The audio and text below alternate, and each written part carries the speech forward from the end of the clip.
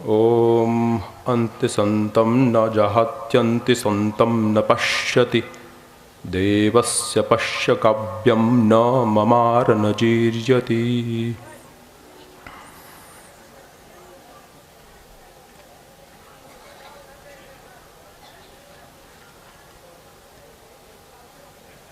Bandhavah Parama Guru Jinaya Jnana Pasar Deva Sada Phala Adime Jinaya Shabda Uchar Nijaya Anubhava Varadana Karu Diya Jnana Prabhu Soy Tera hai तुझ में रहे करता समर्पण सोय नित्य अनादि सत वस्तु है इनकर सब विस्तार रूप गुण अरु कर्म क्या व्याख्या सकल पसार।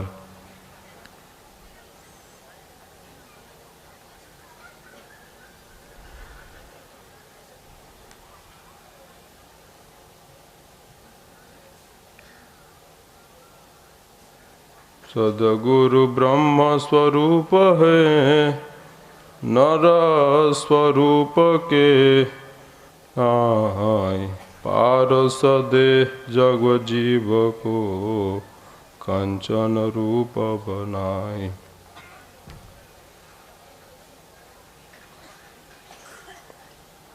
Most Reverend Sri Swamiji, Sri Sant Vihangam Ji Maharaj,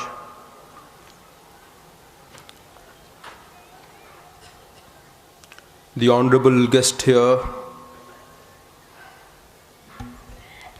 the distinguished, one of the most distinguished builders from Delhi, Sri Amit Pal Ji,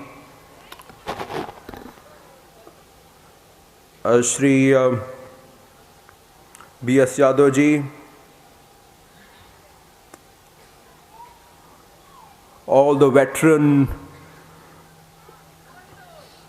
dedicated disciples of Sri Swamiji, Sri Sukhnandan Singh Ji Jasade, Sri Balmukund Ji Sharma, and all my friends who are present here this evening.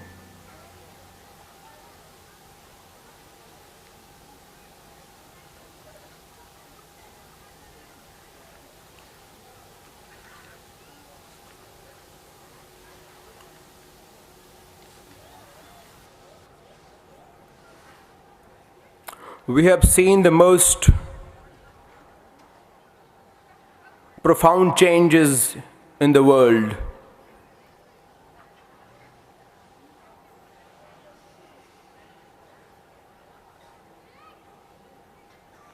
We have just witnessed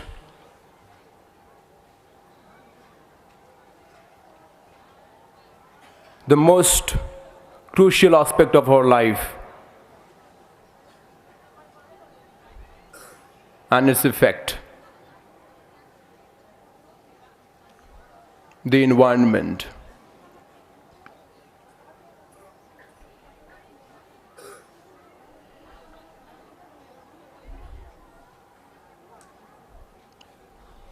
The geographical changes in the world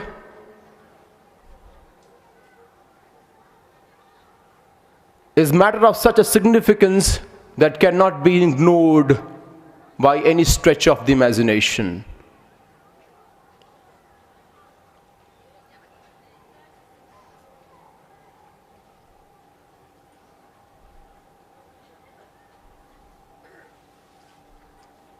There is one thing that is constant, and that is change.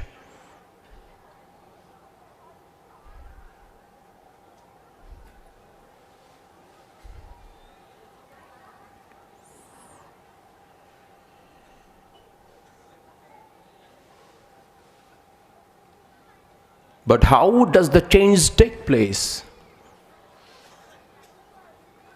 Does it occur?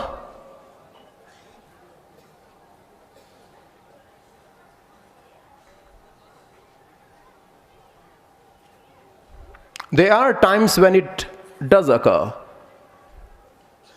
And there are times as well they are made to occur.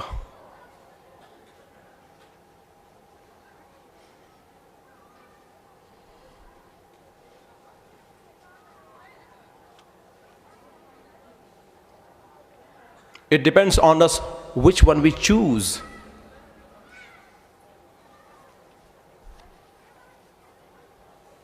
Shall we choose the one that happens spontaneously? Shall we choose the one that occurs without any efforts of ours? Or shall we make conscious effort to make that change? Which one would you like to choose? That's the question.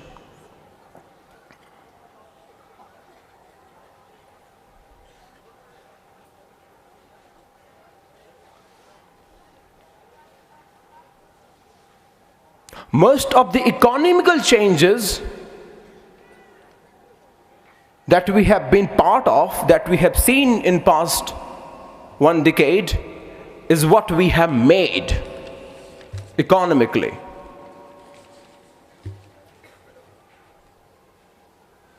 It may sound out of context, but it's really appropriate to address this issue. We have weathered one of the most economical meltdowns in the world because it affects our lives. The sociological structure, the economical structure shapes the way we live our life today. It molds us. It has an effect on our life or lifestyle.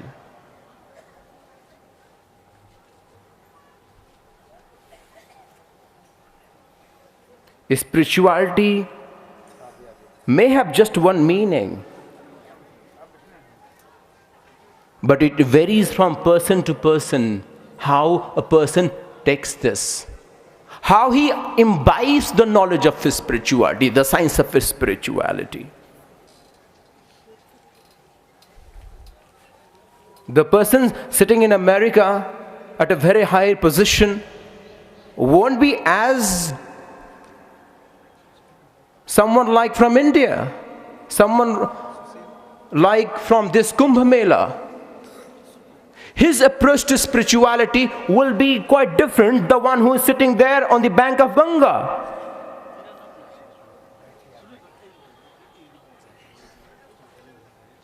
We need to understand, we need to differentiate how to address the science of spirituality to every section of society from all over the world.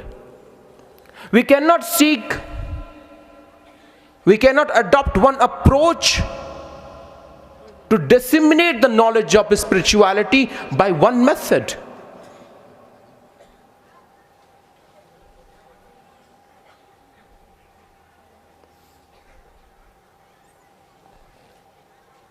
I don't advocate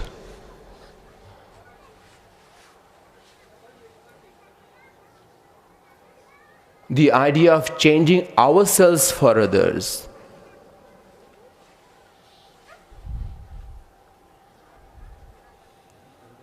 If we change ourselves, we won't be what we are. We are acknowledged by who we actually are. We cannot be capricious. We cannot afford to have capricious attitude.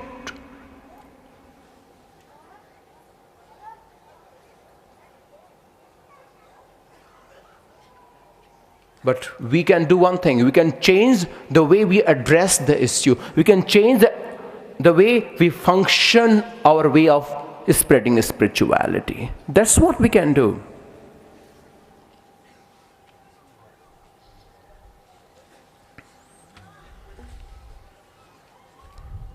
And I'm sure it will have immense effect on our society.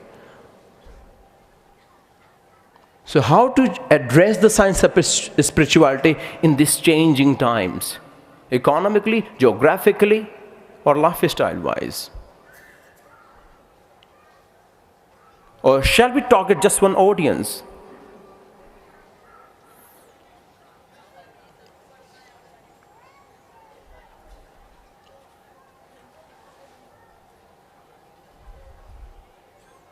I may sound out of sync for a while because it's Swamiji order to speak. Swamiji asked me to speak that too in English. I wish I could have done it in Hindi. I think I would have done exactly well as well. It's just that I need to carry out his order, so I don't want to further bore you. I would just say there is many definitions of spirituality, but the spirituality itself is intact at one place.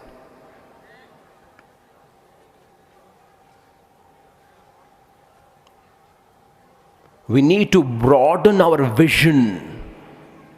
We need to address the issue in such a way that goes to every section of society without harming anyone's sentiment. It comes from the fact that everyone is honored. Every individual, irrespective of his cultural background, social background, economical background, is honored. There should be sense of respect that should pervade to all of us. If spirituality fails to achieve that, it means we are not at the right place.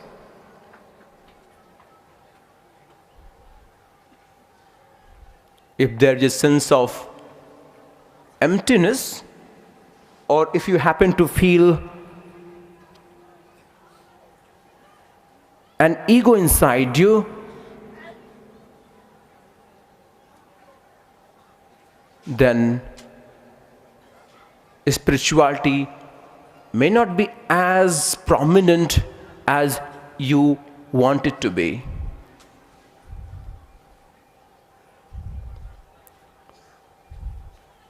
Because when you come close to yourself, there is nothing but joy.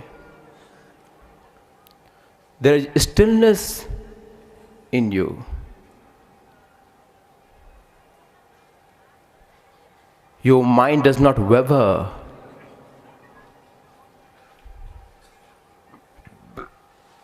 You need to curve on the wavering mind.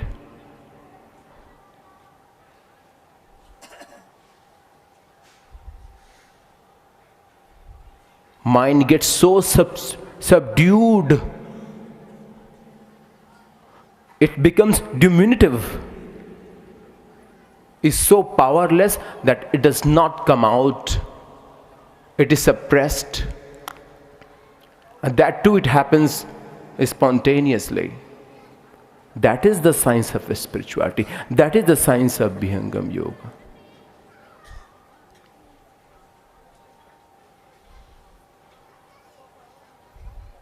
Sri Swamiji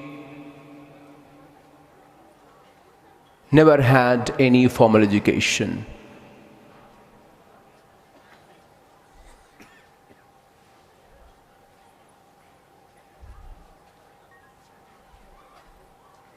Sri Swamiji knew where he had come from, how he had come from, where he had come from.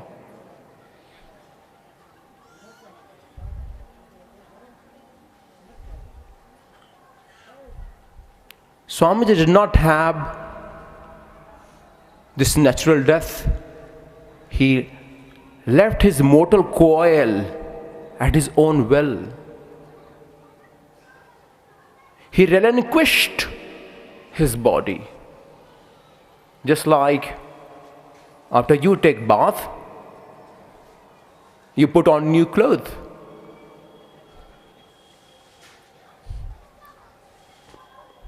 Swamiji knew the science of entering someone's soul, someone's body.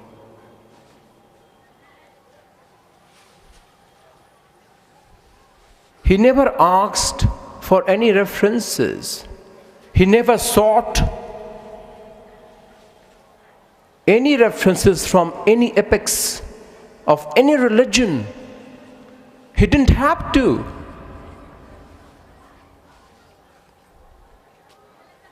Because he had imbibed thorough knowledge of spirituality during his meditation. Once Swamiji was meditating inside the cave in Balia, he realized someone had put his finger on his forehead and said something. It was a direction towards crossing the limit of Prakriti. There was a sound from the void, and that was the meditation that you are doing would not lead you to Supreme Being. Swamiji felt perplexed and worried. He kept wondering about the next step that he should take. Then a yogi had it. Nityananda Sadhguru came in.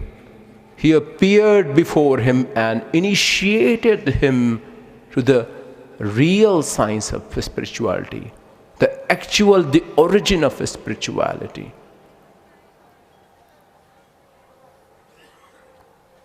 You may be surprised that Swamiji authored as many as 36 books without having ever been to a school. Can you imagine someone not having been to school ever and authored as many as 36 books? This is just out of question. It is just out of question. Swamiji did so. And these 36 books that Swamiji authored, they epitomizes spirituality. Svarveda being the most important one that epitomizes the science of it. It also talks about your lifestyle. It talks about your mind. It talks from atom towards this final and most subtle form of life, soul and Supreme Being. It touches all aspects of our life and gives a ray of hope that we could lead a life that is full of joy and happiness, and still in the deep sense of tranquility. There is an excitement, but a stillness, or vice versa. That's the beauty, that's the mystery of how Vihangam Yoga works. That's the mystery of how the science that Swamiji brought about by his 17 years long penance does. That's how effective it is. You are joyful, but at the same time not excited. You are peace with yourself, but at the same time you have a vision. You have a progressive attitude. You don't stop yourself at some level. You go ahead, still make decisions, still have that progressive attitude towards life. You never get too excited, nor you get too depressed.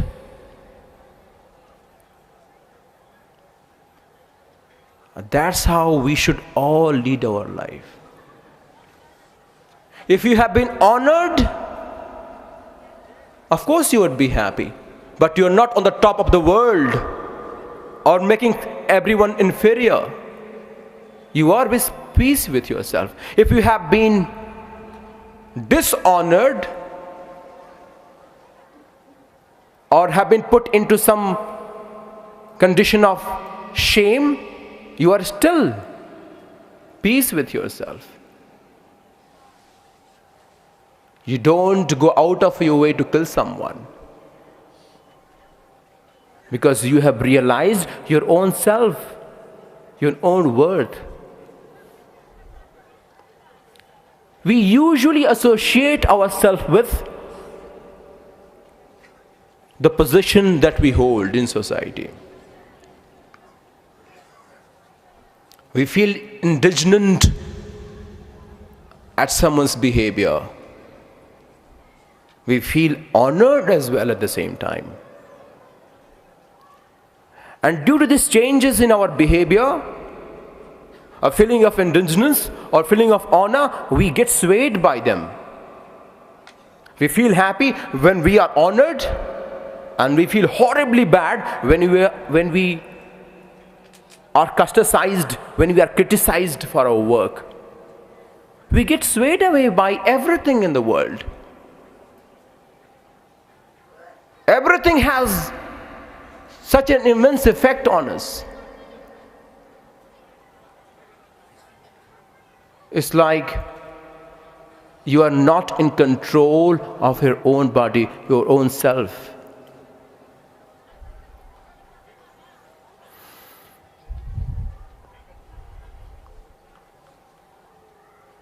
If you get swayed away by different modes of your mind, like happiness, joy, depression, elation, then I'm sorry.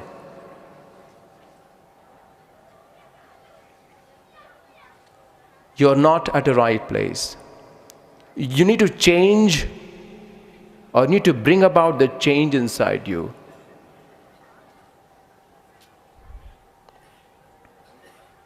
And that change, that stillness, that tranquility is what Vihangam Yoga does. Because you are peace with yourself. In times of depression, and at the same time, at the time of elation. On one hand, you don't get overwhelmed by the success that you have just had, nor you get depressed by series of failure that you have had. Nothing affects you. Success and failure are as good as each other. They are the same to you. But yet, you have a vision in your life. You don't associate yourself with failure, nor you associate with yourself with success. Because both are forming an identity for you. If you have made millions of money, if you have just won $1 million, you don't associate with yourself with that wealth that you have just gained. And even if you have lost $1 million, you won't associate yourself what you have lost. This is what has been happening to all of us here. We associate ourselves with what we have done. And as long as this condition of ours persists, we will be in trouble. Doesn't matter where we are. Even if we reach the house of Washington, D.C., or even if we acquire the most significant and powerful position in the US, the sense of stillness, the sense of happiness will elude you. the sense of satisfaction will elude you. You won't feel happiness.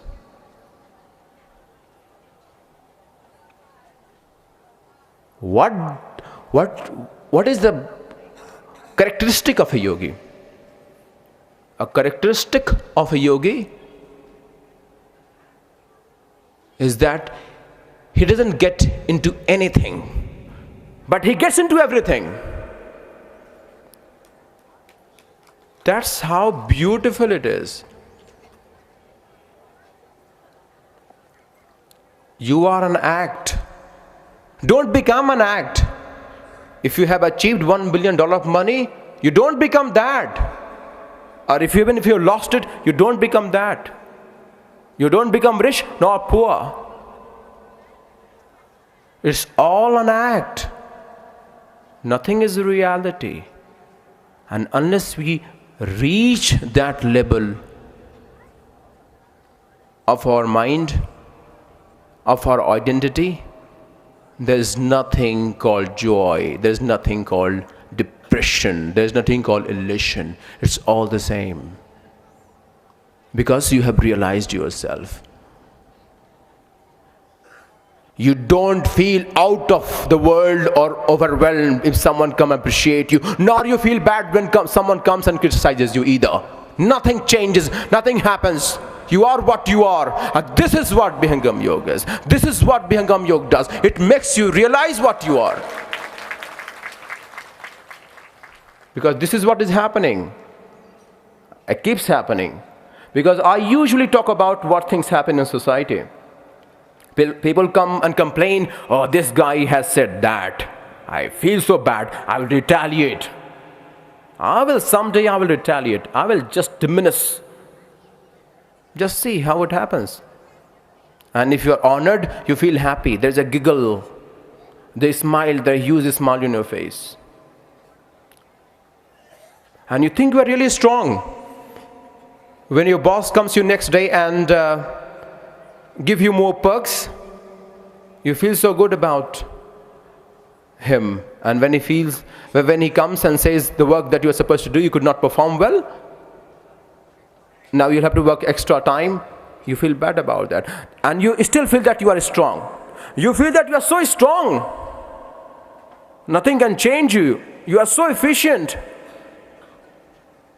But if you go deep inside you, you will actually know how efficient and how strong you are. You will realize how pathetic you are, how appalling your condition is, that you get swayed by everything and by everyone in your society, by everyone in your life. Anyone comes here and comes and dominates your life without you realizing it. And you feel you are strong. You feel that my salary has been increased by this much of money. You think that I have got this car. You always associate with whom you are never are that person. We all have created a false sense of identity in life, and that is the cause of all the trouble. All the trouble that we have been facing in our life is the cause of the identity that we have created about ourselves.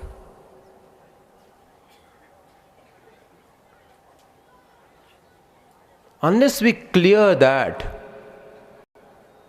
unless we clear the clutter, we have created a clutter. Unless we clear the clutter that we have created about our own identity, there will be no joy. Vihangam Yoga will elude you. Vihangam Yoga won't be able to help you at all. That's why it is really important to be humble and to respect and honor people. Doesn't matter where they are, where they come from, irrespective of their financial background, the social background, their hierarchical structure of their company. Nothing matters to you. What should matter is the fact that everyone, irrespective of everything in his life or her life, should be honored for what he or she is. That's very important. Because I usually understand that through the series of pravachan that take place in our Vihangam Yoga mancha or stage, we get the sense that you are not worthy of something. At the end of the day, there's one thing that comes out quite prominently, and that is, if you don't happen to have Swamiji blessing, it means you are not worthy enough. You are not worthy enough. You are bad, you are horrible, you are pathetic. Vihangam Yoga cannot help you. I'm sorry. That's the sense we get out of speech that I usually hear here. And I think that is wrong.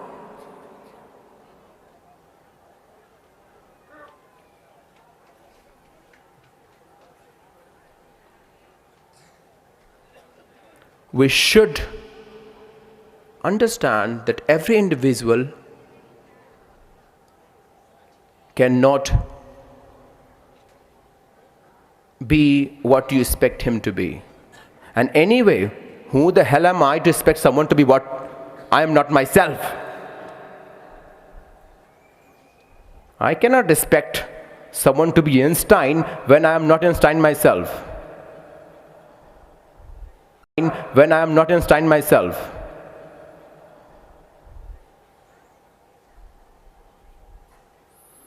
We live in a society. We go to work every day in the morning, come back in the evening with number of work that we have done. We come back home, still there are number of things that we need to do after coming back home, and it takes a lot of time. It takes a lot of pressure. We live in a family. A family runs through value, through a system. We cannot ignore that fact of how the family is run. We need to preach. We don't need to indoctrinate. What we do usually at times, and I don't say all the time, we indoctrinate. Don't indoctrinate, preach. Preaching and indoctrination, they are two different things. We are not here to set a number of Taliban, Vihangam Yoga Talibanized. We don't need to Talibanize everything.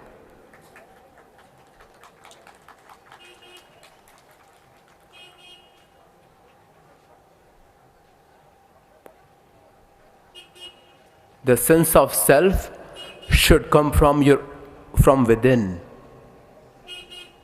And it does come from within. And that's how Vihangam Yoga work. It fills you, it instills you a sense of self. And that sense of self gives you stillness in life. So that whatever you do it, but you don't get attached to that. You don't get attached to the fruit of what you have done, the work that you have done. You don't become desirous. And you keep working hard. And that's the way to become more efficient in your work. You don't get attached to anything in life. But in spite of all this, you do everything in the most efficient manner. Not taking much of your time here, ladies and gentlemen. I'm sorry for taking so much of your time, because it was Sri Swamiji order for me to be here and speak. Otherwise, I wouldn't have dared to come here and speak about Vihangam Yoga. I profusely apologize to everyone here for taking so much of your time. Thank you for your time. Thank you so much for your time. I'm sure that Vihangam Yoga has a power that can cross all the limits. It doesn't have to recognize someone being as bad, someone as good. It is so good. It's just like Ganga Ji. You know what? There are so many nalas, so many dirty lanes, nalas out here that goes inside Ganga Ji. People go and take a holy dip inside Ganga Ji. No one says it's nala. No one says that. The water is so polluted, I wouldn't even dare and go take a holy dip inside the river. But people Still, they have been there for almost a month now. And they do take holy bath. And they come out by saying that we have had bath of the most purest form of water. I think same, Vihangam Yoga has the power to take everyone in, whether he is bad or good.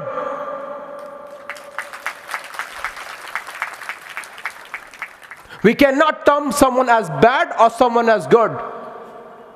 We are never in authority of saying or terming someone bad or good. We cannot distinguish. Sadhguru has the power to distinguish. That's why, ladies and gentlemen, today we need to take the pledge. And that is, we need to create a sense of respect for everyone. And everyone means everyone. It doesn't mean that a section of society. It means society as a whole. Vasandhavam kutumbakam. That's the sense of life, a sense of knowledge, a sense of flow of knowledge we need to create. We need the current that electrifies the sense that has been fused. We need to diffuse the false identity that we have created. We need to diffuse the understanding, the approach that we have made due to the machination of our mind. We need to go beyond that. We need to cross that limit that we have set ourselves for. And that's the only way we can achieve happiness. That's the only way we can achieve stillness in life. And that is the only science that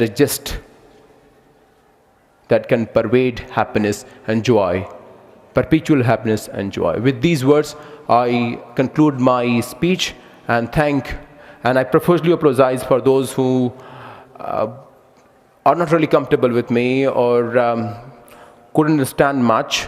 It's just the Swamiji order that I need to carry out. And thank you so much for your time. Jai Surdev Bhagwan. Boli Surdev Bhagwan ki jai.